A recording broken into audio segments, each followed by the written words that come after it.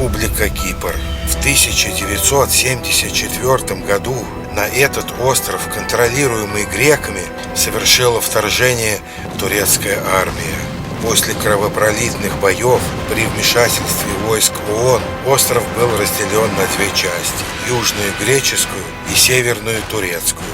Разделительная линия прошла через самый центр столицы острова – город Никосию, сделав его единственной в мире столицей сразу двух государств.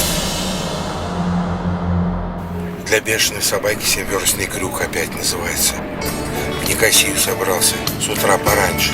Если вы проводите каникулы на Кипре, в частности на курорте Ларнака, то добраться до Никосии можно на рейсовом автобусе, который отправляется с набережной Финикудис каждые 1,5 часа. Так стоит билет 4 евро, а это на 10 часов 7 уже. Расстояние от Ларнаки до Никосии 40 километров. Время в пути 1 час. Автобус прибывает на центральную автостанцию Никосии. Никосия – главный город острова, как греческой его части, так и турецкой.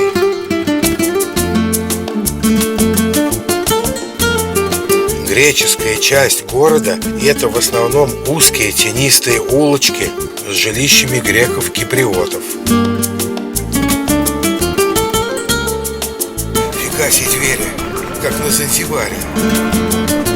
Короче, старые улочки кипрских городов, Никосия. О, блин, что здесь? Кружева, кружевные. Из достопримечательностей старого города можно выделить дворец архиепископа. А вот здесь дворец архиепископа.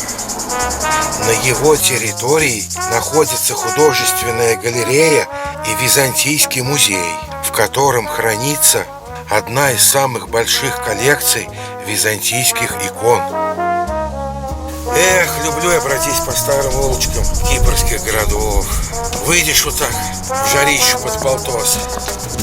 Днем в Никосии температура переваливает за 40 градусов, поэтому местные жители днем в основном спят, закрыв ставни на окна. У меня с собой пиво, целый рюкзак. Шаг где-нибудь надо присесть, охлануться парой баночек.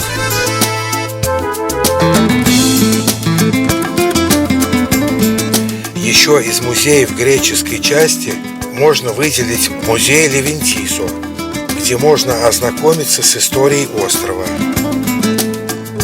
Или музей мотоклассики, где предлагается осмотреть двухколесную раритетную технику.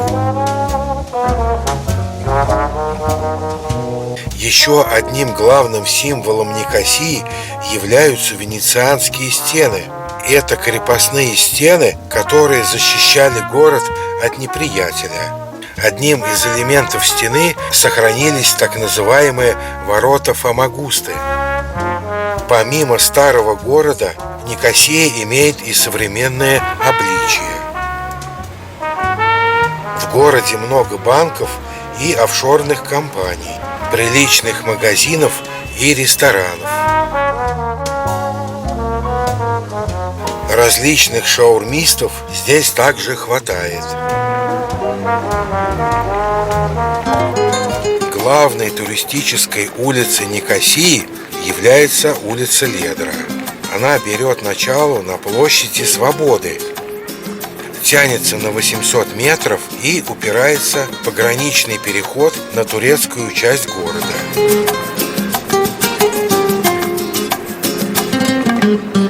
На этой пешеходной улице находятся разные кафешки и магазины, в которых предлагается всякая фигня для туристов.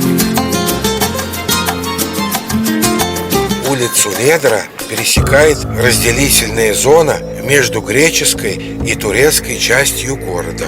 Попасть на турецкую часть города можно через таможенный пограничный пункт.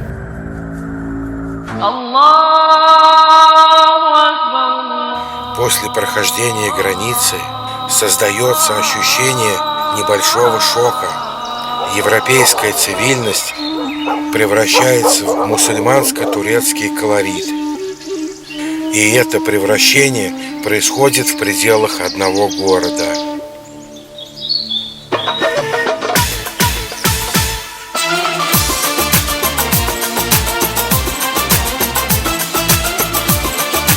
Турецкая часть города называется Лефкоша, и турецкие базары здесь повсюду.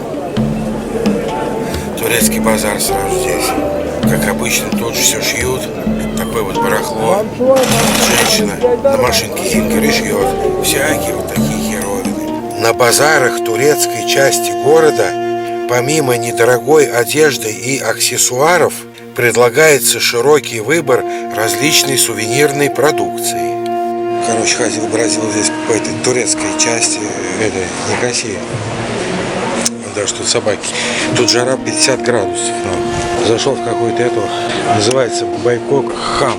Одной из достопримечательностей Лефкоши является караван-сарай Бюйнюк-хан. Это культовое сооружение было построено турками в 1578 году и выполняло функции гостиницы.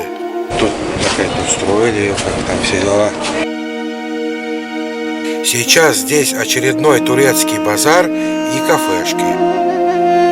Сейчас шел, 100 евро на кармане лежало, на 45 евро мне впарили какую-то постель. Жизнь жителей турецкой части города существенно отличается от жизни греческой части.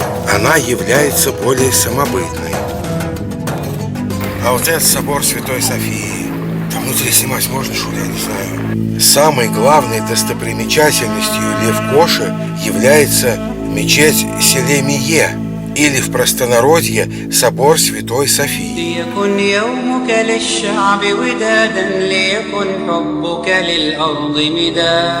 Это культовое сооружение было построено в XIII веке, и его строительство длилось 1,5 века.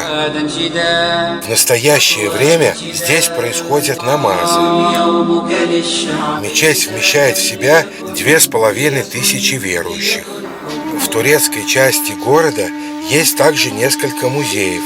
Один из самых популярных называется Мевлеве Теке, или музей танцующих дервишей. Он находится в квартале Ибрагим-Паша. Это старинное сооружение принадлежало секте Мевлеве, или ордену танцующих дервишей. Они были последователями исламского течения суфизм и устраивали ритуальные танцы сема. Под звуки тамбурина они начинали кружиться и впадать в состояние экзальтации, полагая, что таким образом они прикасаются к Всевышнему. Несмотря на тяжелую историю города и его разделение на части, люди обеих культур сдружились и ходят друг к другу в гости. По итогу можно сказать, что Никосия – уникальный мультикультурный город, в котором обязательно надо побывать.